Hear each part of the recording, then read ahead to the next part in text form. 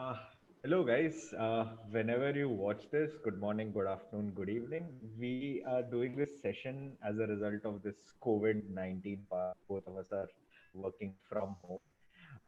We have Agasti with us. He basically did a session with us on how to crack the CFA examination. So Agasti had recently cracked the CFA examination. He was in HSBC at that time. Now he's working in a structured finance firm. We'll speak about that right now. But everyone's right now, the topmost on everyone's mind is basically what is going to happen once the coronavirus actually uh, stops and we actually go back to living our daily life as such. Uh, I was reading quite a few articles as such, so I've divided this session into three parts. The first part, we will basically be talking about what is the impact of coronavirus, what is going on across the world uh, in different areas. Next, we will look at what do you do in how do finance professionals work in this particular area, because this is a scenario which is not usually present in the models that they work with. So we'll look at what exactly is happening over there. Then we'll look at some India specific things. We are not economists as such, but we'll just broadly look at what is going to happen, especially in the retail market in India. And finally, as from a career perspective, what does MBA in finance look like? Is it going to rise of fintech? Are the old banking firms, the retail banking firms going to go? Uh, so those are the things that we'll look at. So Agasti, you have been working from home. I mean, how does it feel compared to what it was earlier with a suit and a tie and what No, it's exactly? uh, it's definitely more difficult to work from home because especially so I work in a very dynamic environment where you get a call, you need to ask the next person sitting next to you, what is the status of this, what is the status of that, and so now I have to pick a call every time, call someone, ask someone what is the status. So it causes a lot of lag between how the information he's getting, someone else is getting versus the information flowing to me. So in that terms, it's difficult. Uh, but in some ways it is good, so you don't need to think about going to work, commuting to work. Just get up and your PC is there, you can start working. So yeah, it's a trade-off in some parts, and it's good in other parts. uh, but the business activity as such, because of this corona thing, also has slowed down. So because of that, I cannot completely say that work from home is good or bad. It will actually depend if the situation was normal and if I was working from home. And, yeah, so Okay, so let's look at this part in detail. I was reading something from Thomas Friedman. He basically said like the world is going to be divided once this virus is over. The world is going to be divided into two parts, where BC is going to be before coronavirus and AC is going to be after coronavirus, right?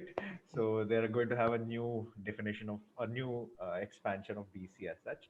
But how bad is it? I mean, like we have just looking, I mean, forget about the social and the healthcare impact of it. We have seen is that every single major economy in the world is basically shut. They are basically locked, right? so What do you do yes. in a situation like this where you don't have any such precedent? I mean, like even during wars, there are economies which are functioning. I mean, there are industries which are running even during wars. This is something where everything is shut. What is going to happen over Yes, and how this particular scenario is different from the crisis before us are, there are various reasons. So one is that, uh, as you said, the entire economies are shut because of this slowdown. So which was never the case even during the financial crisis, and even during the depression in 1930s, and even during the wartime in the 1945. Even then, in fact, it was a time of tremendous growth in industry because wars were going on. So yes, definitely this is very different. So in terms of how this is going to impact on the economy, you've already seen. various top eminent people coming out with their opinions and forecasts. So IMF chief, she said 2 3 days ago that we effectively the world is going to go into recession. So earlier in January, they were saying that the economy is not going to grow at let's say 2.5 to 3%, and it's going to go at 2%. And now they're saying it will definitely be a recession. That means basically negative growth. So Singapore, for example, it came out with its forecast that the economy is going to shrink by 2.5 to 3%. Then Greece, Italy are already there. US, it's trying, it's whatever it can. I mean, it's not leaving any stone unturned to just ensure that this they don't go into a recession. So they have approved a $2 trillion package, but you should actually go into the It's also nuances. an election year there. Yes, yes, It's also an absolutely. election year here. Yeah. So So that's going and to be the. especially in US politics, it's very, I mean, it's much more dirty than you might say Indian politics is. And the politicians have various agendas and which runs much more deeper. So you don't know what everyone's agenda is. At least in that extent, Indians, it's clear. I mean, you have ideology, you have some social point of view. I mean, it's pretty clear. But in US, it goes much beyond that. In terms of how the virus is going to impact number of deaths, so that we are yet to see a clear picture. So, for example, most of the healthcare, CDC, etc., has come out with somewhere like 1 or 2% of people mortality rate. But currently in Italy, at least we are seeing much worse death rate. That might be because there's no testing.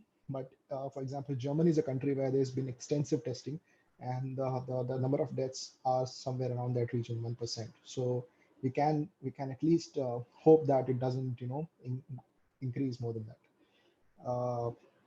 But on the side of, so what has happened till date on the economic front, you see S&P, it's already down 22%, Dow Jones 24%, crude is down from 60 to 23 currently.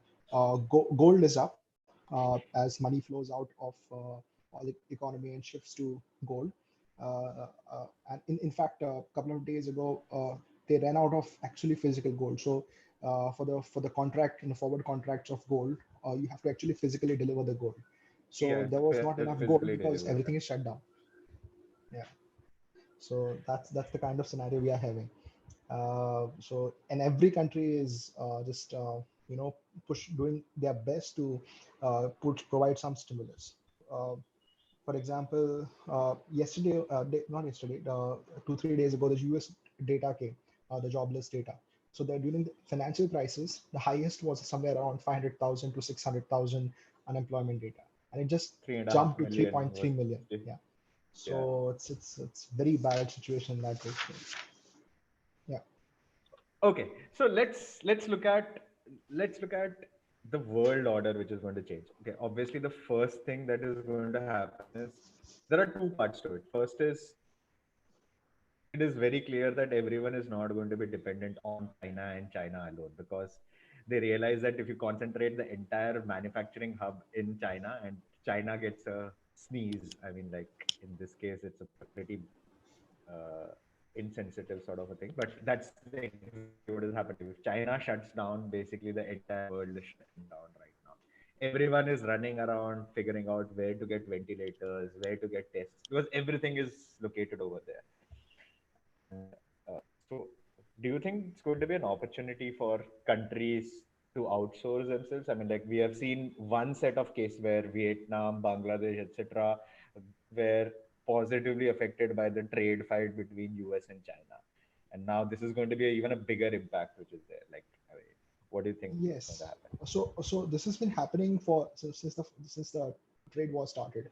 So currently there are around, so US and China, they have China exports to US around $500 billion worth of goods, and imports are around $120 billion. So it's a huge trade that, I mean, China is the biggest trading partner for most of the nations, even India, for example. So but since the tariff implementation, you see the trade, for example, export from China has declined by about $50-60 billion. Even imports have declined about $50-60 billion. Sorry, $40 billion. So you see that already the trade is contracting because of the tariffs.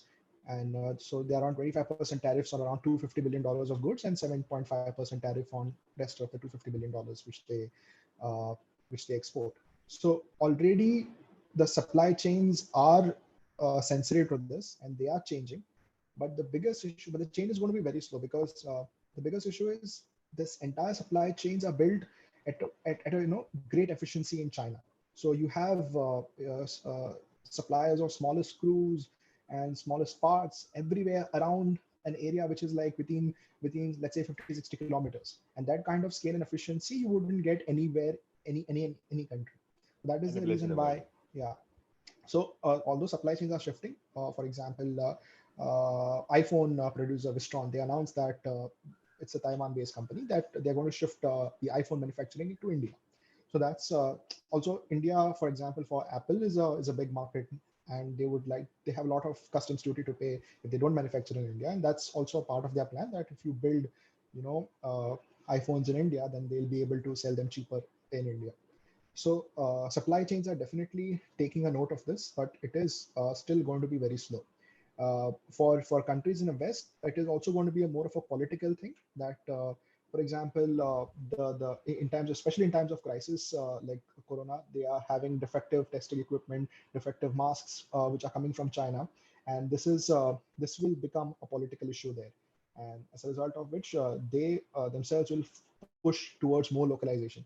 And you see across the parties, within even Democrats in the US and Republicans. Now, earlier Republicans used to push more for plain old capitalism, but that's not happening now. You see Trump, who is more pushing towards localization, and a Democratic Party. You have many people who they also want more jobs to come to Americans. So it's no longer like polar opposites. It will be more of an alignment of Western interest, which is the jobs are going to flow back, more localization, and technology makes it easier for localization, which was not possible earlier. So and also there is a realization now that you have to build some degree of redundancy into the system. So we have made our system so efficient that there is no redundancy, and because of that there is no ability to There is absorb no shocks. buffer. There's no Yeah, buffer. exactly. Yeah. Exactly. So you cannot have a robust system and an efficient system together. I mean, there must be some degree of buffer built into the system. So for that, at least in the start, the countries like Taiwan, India, as the supply chains are going to shift to these countries, and will definitely benefit from that.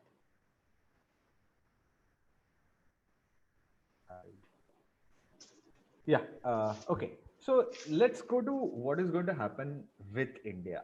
Okay. Now, if you look at the Indian part, okay, India is just now beginning the lockdown, but the Indian economy was going through a lot of pain even before the lockdown.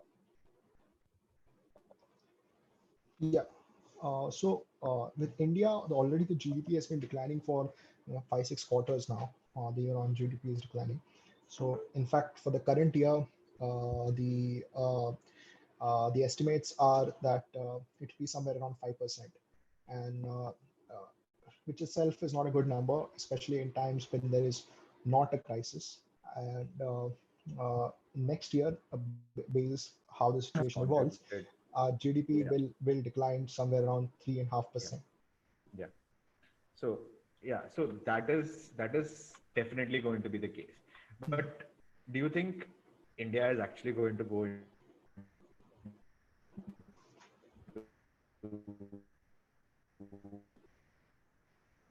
So can you repeat that? a recession?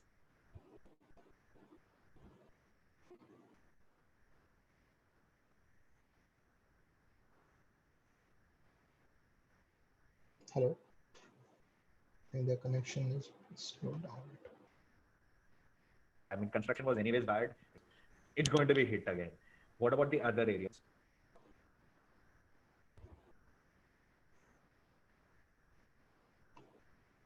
Hello? Sorry, I'm back. Yeah. Can you repeat? Sorry, I did not. Yeah, so I basically asked whether which are the areas where India is going to face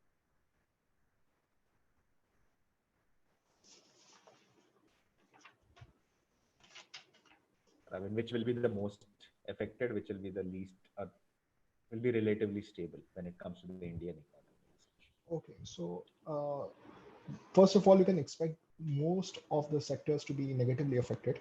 But so within these most of the sectors, what we'll see is the best performing sector is definitely going to be FMCG because the consumption is not going to decline just because there is a crisis or some healthcare event is happening. In fact, the sales of FMCG companies have slightly increased because of the panic buying which happened just before the lockdown. But as far as FMCG is concerned, I think they won't grow at maybe 7-8%, but definitely 5 to 6% growth rate is will be there. Uh, the most hit sector is definitely going to be automobile because automobile sector was getting hit even before the crisis started, and with the double-digit decline in sales. The most is within automobile sector. It's going to be the large commercial, light commercial vehicles, and two-wheelers, which are going to be impacted very badly. As two-wheelers, mainly because it's a double whammy. One double whammy is because of the BS6 standard. So BS, yeah. there's a lot of inventory which is piling up, and and for example, many of the RTOs have said that registration post 25th they won't allow. So that date has already passed, and we don't know how much actually inventory is lying around in the country on the BS6 and BS4. Sorry.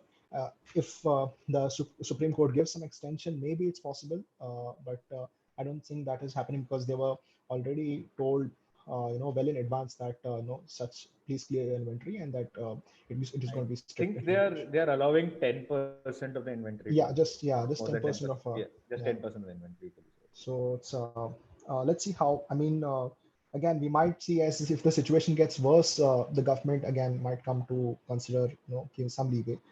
On the passenger vehicles and medium to heavy commercial vehicles, most of the inventory is cleared. So I don't think that's good. Especially light passenger vehicles, they had started selling BS6 inventory even before the deadline. So for them, I don't see any impact in terms of BS6, but definitely in terms of demand as such, it is going to decline because people hold back on spending because they're uncertain what was going to happen, whether they will require the money. So all this discretionary spending, everything will be going to go down. And two-wheelers is directly impacted by the rural demand. So, and that in turn is linked to how banking and NBFC is linked. So I'll just connect you to with how that NBFC is linked. So currently, we have a very big shadow banking sector, which is the NBFCs, which are financing these microfinance activities, vehicle loans, etc. So because of the crisis, the first impacted are these people. So as a result, the funding gets frozen. So investors don't want to invest. The NBFCs also themselves, they hold up disbursements. They don't know how the collections are going to be. Which the direct impact of this is on purchase of vehicles, purchase and rural consumption. So it is directly getting impacted. As a result of which, the vehicle industry also, the vehicle industry, automobile industry will also go down. So that's how it's connected. So for even you'll see RBI has recently announced a 3-month moratorium for all EMIs, which is paid. So what happens when such announcement is done is that NBFCs technically cannot collect. I mean, and people immediately stop paying. So although RBI has said that this will be allowed at the This is discretion the of the discretion of NBFC. the bank. Yeah, discretion of Yeah. the bank, but the bank doesn't have a choice. Let's say I don't pay, then the bank ideally wouldn't want to classify this as NPA. So I have to give you. Yeah. I have to give that leeway. Yeah. So especially with the smaller customers, that doesn't. So for example, someone in the top 1 to 2% of India's earnings, their salaries are not impacted. So it is you will most likely not default on your loans because your CIBIL is affected, and there is a lot of social stigma around to default and things like that. So you wouldn't default.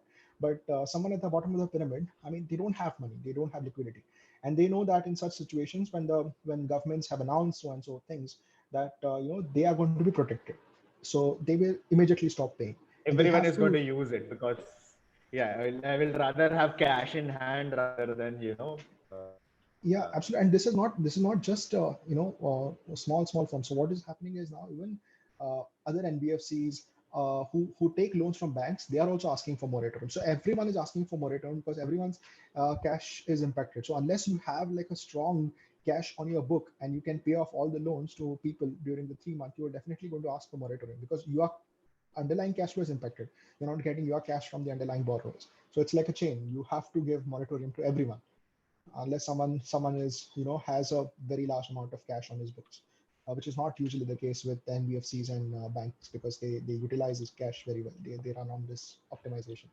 So we are going to see very negative growth in that terms because so a lot of our in the banking and NBFC sector, a lot of our investors are mutual funds, asset managers, and they are going to be on wait and watch mode. They will be like, oh, the money is not going to come in next 3 months. So one thing we'll do is we'll wait for the 3 months. We'll just wait for after 3 months for investment. So for that 3 month, then the funding dries up basically, and you have only these PSUs and the finance minister who are pushing these PSUs. Even PSU bank would ideally not fund, and just because the finance minister must be pushing them hard, you to fund, they are funding it. But there is also a flush of liquidity. For example, RBI announced a couple of good measures. One is that they reduced the CRR, which is around from 4% to 3%, which is going to release some 1.4 lakh crore of liquidity again in the banking sector. But unless this the investment committee of that banks, the credit committees take a decision to lend, this money is not going to flow. So they might just park it in some short-term commercial papers or things like that. But even that is beneficial, even if they park in short-term commercial papers. For example, the before RBI announcement, the short-term commercial papers of AAA rated entities had shot to 8.2%, which is unprecedented. Now it has come down to 5.8 on that level. So it definitely benefits. Maybe not the way the finance ministry or the government of India wanted it to benefit, but it definitely benefits. Even in terms of reduction in repo rate, which has been reduced by 75 bips. Then you have on the fiscal side, the government is also pushing. So earlier it was just the RBI which was pushing. Now you also need, which was on the monetary side, but also you need some push from the government or from the fiscal side. So which they are doing now. They're pumping in around $22 billion of package, which is which will directly put money in the hands of the people. Now, this is much more important than just bailing out companies or how the US is doing. So for us, we don't need to bail out companies, but provide enough liquidity for them to just survive the situation, because it is not a crisis situation in India in terms of the credit quality going down. It's just a liquidity problem in India because funding is not happening. So, but for US, it's another problem. It's an issue of the balance sheets of the company weakening. So so they needed more push from the fiscal side directly to infuse or bailouts of their companies. So definitely the government push has helped, and I hope they will increase this more because for a country like India, $22 billion will not be enough. We're a $3 trillion economy now, so at least I see we need somewhere around 80 to $100 billion, in this situation to push our economy. So I hope we see more package or increase in this financial package to the economy. And especially government can do that, especially because the inflation is down. So inflation, for example, currently it's hovering around 4.5%.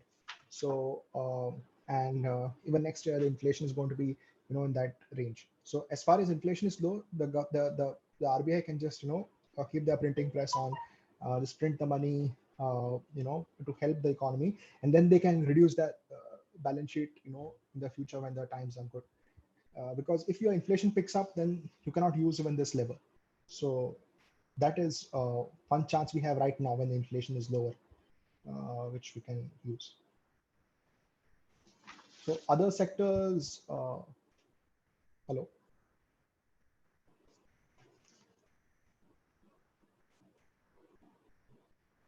Hello.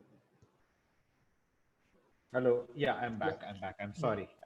There was a problem with my network. I'm sorry. No, Guys, no, I'm she's. sorry. Don't worry about it. We will, I mean, the edited version, we'll push that up. So you had listed out a lot of measures regarding what to do, what not to do. Hmm. Uh, yeah, what to do, what not to do. But the problem is there are a lot of these Indian firms. Large firms will survive. The smaller firms may not survive, right? Uh, Yes. we have been there is going to be relaxation of, I mean, the bankruptcy code is going to be relaxed. There is, I mean, this is just the initial pain which is going to start. The problem is there are a lot of other parts of the Indian economy which is the service based economy. We have no idea how people are going to survive over there, because there are a lot of firms which are mother and father. I mean, if you, I was just doing a rough back of the envelope calculation. I may not have all the information as such, but I was just doing a rough calculation, which basically, hello, Yeah, yeah, I can. yeah, so which basically broadly says that, you know, you have about see, about 3 to 4% of Indians pay income tax, personal income tax, right? So if you say on an average you have about 4 to 5 members in a family, that's roughly about 15 to 20% of the population which has access to regular income, right? Salaries, etc., regular income, right? What happens to the remaining 80%? How are they going to survive as such? No, so uh, for practical purposes, I mean, if we have, let's say, a ban for lockdown for 2 3 months, it's not going to be feasible.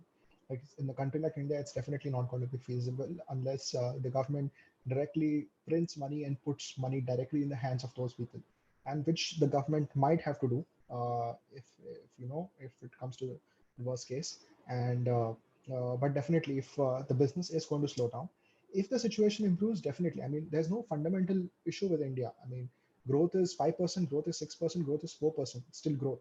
I mean, so it's not a negative thing what is happening. So the economy will still keep on rumbling, even if when the economy goes down by, let's say, 3 4%, it will still, it's not a very crazy scenario where the situations are declining like crazy. So unless this lockdown continues for a long amount of time, I don't see a situation where it has a terrible impact on India, especially in a scenario where commodity prices are down, oil prices are down. So all these things impact India in a big way in terms of how our inflation is, and uh, and that impacts the policies. So if as long as our inflation is low, the government can take a lot more steps to improve the economy. The government can, the RBI can just print money to provide liquidity. The government can increase this fiscal deficit from, let's say, they are targeting 4%, maybe they can increase to 8% and put that money in the hands of people. So there's a lot of scope. Right? So uh, as long as these things are fine, as long as inflation is controlled, and we don't have lockdown for more than 2 months, I think we would be able to bounce back. Okay. So let's look at the last part which we had spoken about, which was basically about careers in finance. I mean, because the Hmm. last time, the 2008 financial crisis which happened, basically all bankers lost their jobs and Hmm. everyone was going out, especially the investment bankers lost their jobs quite a bit. Then you had quite a bit of pain in the system which went through that. In India, thankfully, the retail side of the banking was able to absorb them. Quite a few. The Indian economy actually did pretty well, supported by the government, obviously. But the Indian economy was able to withstand that particular recession as such. What is happening over the past few years is that, anyways, the banking and the financial side has been automating quite a bit. So there have been job losses, anyways, over there.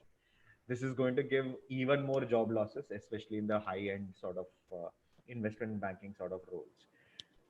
Are those type of jobs completely over?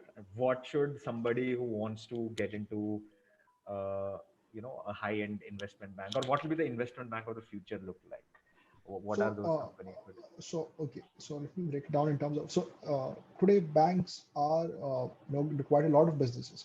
So investment bank, retail, corporate, you have private wealth management. So you are definitely going to see impact on the private wealth side, and some parts of the investment banking, for example, new issuances and primary market issuances. So that is going to get impacted, obviously, because when the stock prices are down, no one wants to have an IPO. People won't, want to do M&A. But then there is also a side of where the distressed asset sale might increase. So that part of the M&A business, the investment banking business might increase. On the sales and trading side, so what you've seen is plain vanilla trading is anyway automated. So banks don't make money in when the equity trades. It's all automated, and it all goes through exchanges. So banks make money especially in times of volatility. So what has been happening in the past 5-6 years is that volatility is dying.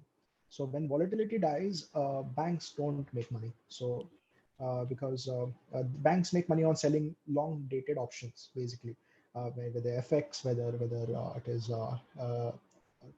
on the fixed income side, on the equity side, because you don't have you can't buy long dated options on an exchange. You cannot go to a stock exchange and say, give me a 10-year option on Nifty. That is not going to happen.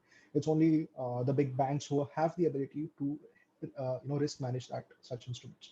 So that part of the business for the past 1 month has been quite booming, you can say. So you will definitely see the impact of it on especially the quarter one results of the big banks. They're going to make a lot of money in the equity derivatives, fixed income derivatives, because everyone is rushing to hedge the money, because everyone is losing, bleeding money like crazy. So the sales and trading side, I see lesser job cuts and many other. But there has been obvious trend to cut jobs. So most of these companies and big banks, they wait for crisis like situation to shed jobs at the same time, because in normal circumstances they cannot. So no one leaves a crisis. Let's go of the crisis, because the HR can just say that we have in a crisis situation, then we have to let you go. So that becomes a good excuse. So if you're going to lose a job, 90% of Yeah, the time it was anyways going to go. You're exactly. just, I mean, crisis is now a situation where they are The saying, HR okay, can it's an push. excuse for them.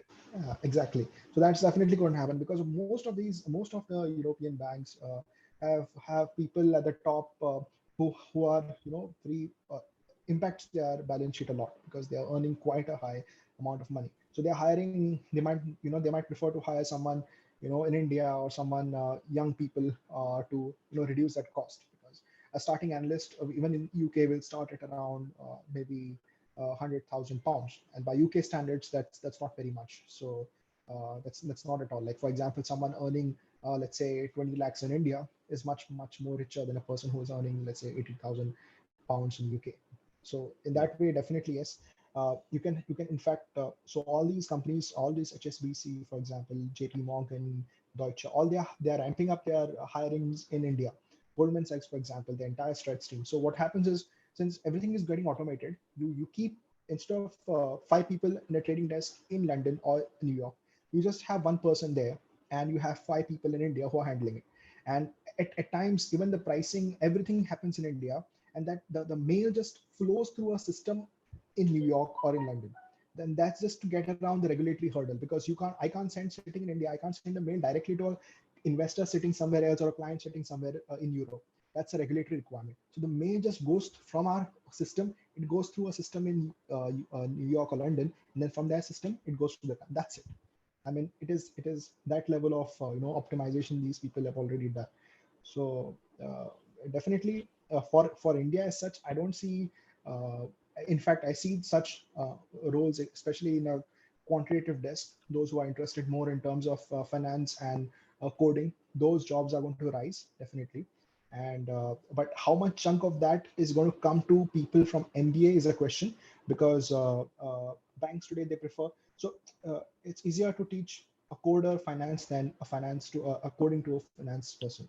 So banks always would prefer someone IIT, and that's the plain simple truth. So as an MBA, then for you it becomes a question that do you really want to enter this field, unless you are very good at coding, and you want to enter the quantitative So when you say lens. coding, what sort of coding are you looking at? So mainly, most of the world is going towards a Python-based coding, because there are libraries already there. So it becomes much more easier.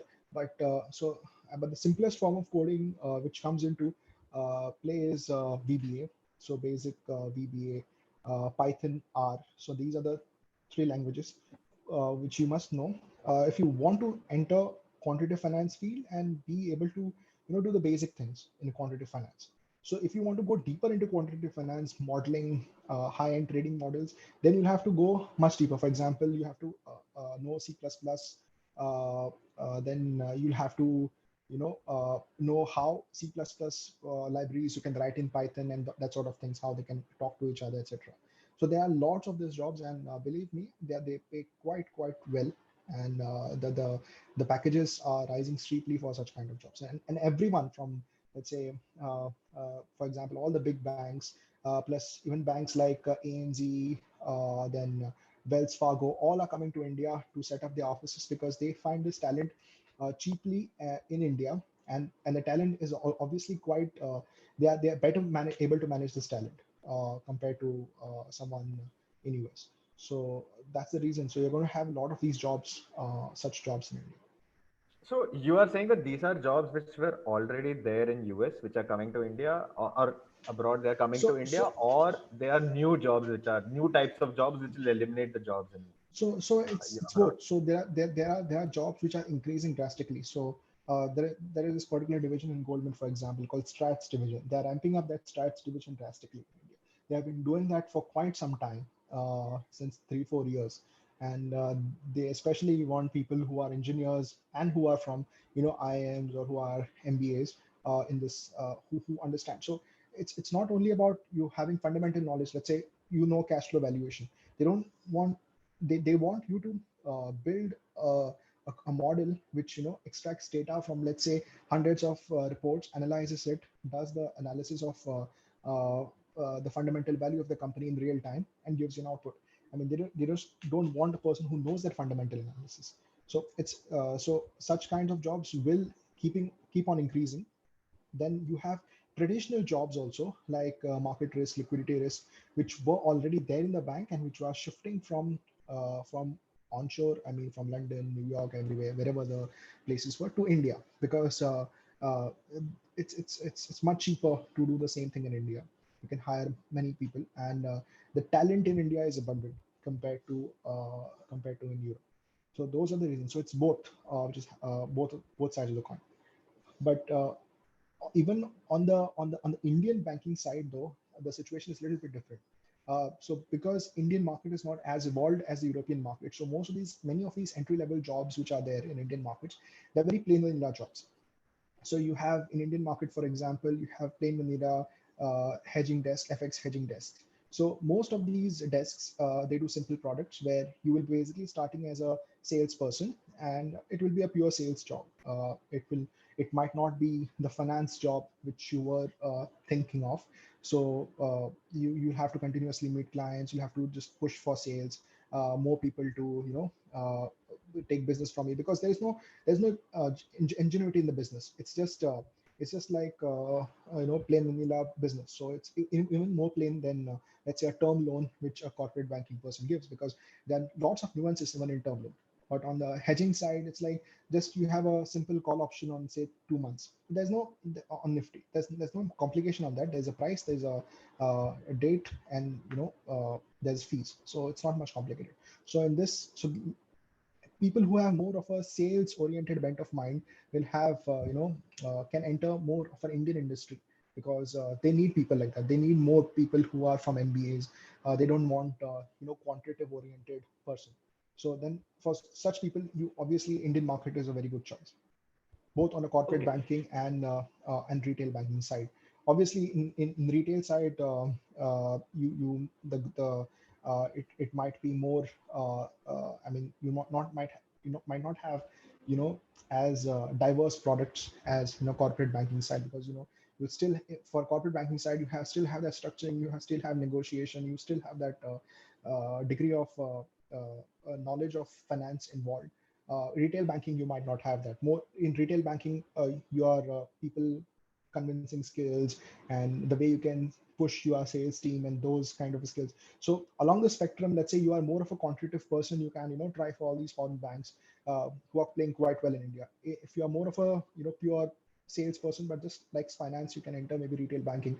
And person who's somewhere in between, who likes also interaction with clients and also wants to have a degree of understanding and core finance, maybe they can go in the corporate banking side. So that's how you can Okay. handle it. So you work for a fintech company. Where does fintech fit into this? Because we have seen a lot of action in the last 1 or 2 years in the retail fintech industry, Mhm. right? We have a lot of companies like, for example, Cred has gotten some funding over there. You have a lot of these online mutual fund apps which are now coming up over there. Uh, uh, One of the I think Sachin Bansal, one of the Flipkart founders, has actually invested quite a bit of money in fintech as well. Mhm. So in fact, almost half of his wealth which he got from Flipkart into fintech. Where is fintech What is happening in fintech, and So, what are the uh, fintech is it's not just an industry which is, it's not industry which is cannibalizing your finance industry. It's an industry which is in itself growing and establishing its own business streams. Now, for example, you will see, Mr. Sachin Bansal, his company, which is BACQ, which is established business acquisition. So now he has renamed his company called Navi Technologies, and it's investing in smaller NBFCs, and it also invests in microfinance companies. So there is these are the areas where generally you don't there's a lack of financing, lack of funding. So you don't have banks which are very happily lending to these people. So and they don't want to take that risk because they don't want to give loans to people who might not be able to pay back those loans. And NBFCs, on the other hand, many are not a deposit taking NBFC. So it's investor money, and investor, and they know the risk what they are taking, and they have a bigger appetite for this risk, so they can use this money to fund people who are more risky, backed by. So fintech here, uh, for example, as far as the standard NBFC fintech is concerned, is that it's more about how you can build better models, how your credit risk evaluation is better than banks, uh, and you can how you can use other information apart from standard CIBIL scores and things like that to analyze how the collection trends so are you're going to be. saying that I'm just being a little futuristic. So you're saying that what I post on Facebook, what I post on Twitter might actually tell me a behavior about what is my risk Absolutely, appetite, absolutely. I mean, there are and you some. will basically then figure out. So Yes, in basically, if fact, I support a particular page, I might be offered a particular type of product. Is that oh, what you're in fact, let's say you are friends with a billionaire, then there's a high chance that you are some rich person. So it's similar. So let's say you are friends with someone which definitely has a good credit score, then possibly there's a high chance that you also have a good credit score. So there are ways in which many of these companies analyze it. They will analyze your Facebook activity. They will analyze your Twitter activity, and whom you like, what post you like. Even that kind of data gets flown in, and they will determine how what is the probability of you paying a loan actually. So but this is So we one are part of doing fintech. what American insurance company do. So we're doing what the American insurance company do, right? I mean, if you have a black car, your insurance premium is lesser. If you have a red car, your insurance Yeah. premium is higher. Okay. Yeah, So definitely. okay. So okay. But What are the other just things? Yeah. this is just Yeah. one Go ahead. part of fintech. Then you have fintechs like which are helping for example aggregators of supply chain aggregators. You have fintech firms like Ninja Card who are pushing more of supply chain aggregation through fintech. Then people are providing solutions for point of sale. So there are companies like Neo Growth who provide, let's say, daily loans and daily financing to retailers. Okay, so daily working capital financing. So they are very innovative in sense that they reduce the paperwork like crazy. So if you go to a bank, you have to do a lot of there's a lot of paperwork involved on financing. Then when those for how long the sanction will last, when it'll end. So you have to again keep on going back. So it takes a lot of time. But when these fintech companies, they provide you solution which is, paperless, you don't have to do anything, and it's the entire experience is much higher than what you would get in a standard A bank. banking Yeah. experience. Yeah, Yeah. that's it. So even so, currently what I work in, so it's a what we work is we are trying to evolve the securitization market in India. So securitization market in India is quite a bilateral market. So you have investor, you have a seller, they directly come together and they negotiate, and the deals take maybe days and months to end. So what we're trying to build a platform where we have loans from MFI, vehicle finance, housing loans. We pool them together. Okay, so in India, you cannot have something like a CDO. You cannot pool multiple loans together and You cannot securitize, do a but you CDO. cannot do a Yeah. single. You can do a single securitization. So we can securitize all MFI loans or vehicle loans from a single originator, and we package that and we issue securities against this. So the advantage is that, let's say you have an entity like some triple B rated entity, and then they can raise financing at a, let's say, A plus rating or A rating. So they can notch up to 3 levels higher and get the funding. So it is very beneficial to them because they are getting much cheaper financing, which they would otherwise get through a term loan, or if they issued a plain vanilla bonds. So it's beneficial to them. Also, an entire different asset class is formed. So currently, this particular asset class, the people who are investing is the banks themselves. But if you see in US, the banks are the people who are securitizing it, because you don't have an industry like how NBFC industry, let's say, in US. So in US, they are most of the industry, the banks are everywhere. So they have most of the customers are banking customers. So banks themselves are people who are securitizing and selling to some other investors. But in India, it's a bit of different, because banks are not everywhere. Banks don't want to take a risk. So banks cannot invest, let's say, in a triple B minus or even non-investment grade. They see an instrument which we have made by structuring it such that it is high rated, and they will buy that instrument because they cannot go below it. So currently, the major chunk of investors in this sector are banks, but mutual funds are coming in. Again, even mutual funds are very reluctant, and they are very skeptical bunch of people, even compared to banks. So which is very different, because generally you would think that mutual funds are someone who will take more risk, but it's the opposite. So But banks Indian are mutual funds usually don't take that much risk. exactly. So Indian Indian mutual mutual funds funds are are. still, especially on the fixed income side, they are very conservative. So, and much more conservative than banks. So currently in this sector, at least, the banks are major set of investors. But as the market evolves, it will change. I mean, we'll see it as more money flows into mutual funds, the asset class develops. We'll see more people investing in this asset class. CLOs, for example, they are picking up. You wouldn't have seen CLOs before in Indian markets, but now a lot of people are doing CLOs because it is, again, an easier, cheaper source of funding, financing, a new asset class, and it's just much more beneficial. The rules of securitization are still yet to catch up with developed market rules, but we are getting there. I mean, it's definitely an improvement over the last 10 years. So and the players in this market are quite few, so that also gives you advantage. If you have already built that technical know-how, and you have an IP already in the field, it's very difficult to match. And the average transactions, for example, which so the company's name is Vivriti Capital. So the transactions which we do, it is not possible for companies, let's say, in Europe, to do that kind of a small ticket size transaction, let's say 30 crore, 40 crore, 50 crore, because they cannot do not have resources to do such small ticket transactions. And the clients which we have, they cannot go beyond this ticket transaction. So if we can be in that field and no one else can do it, then it builds your permanent moat. So that Okay, is cool. I'll end this session because we have gone around for almost an hour. But we'll break this up in parts and smaller parts and put it into our YouTube channel as well for people who are looking at specific parts as well.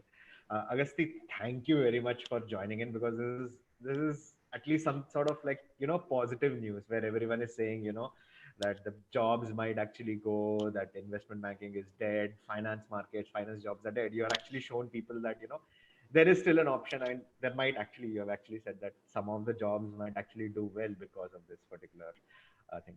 Thank you very much for joining in. And Thanks a guys, lot for if you having me. like this, please do share it with your friend. Uh, Thanks, Agasti, for joining in. Just 2 minutes. I'll Have a just nice day. finish this session. Yeah, just hold on. I'll just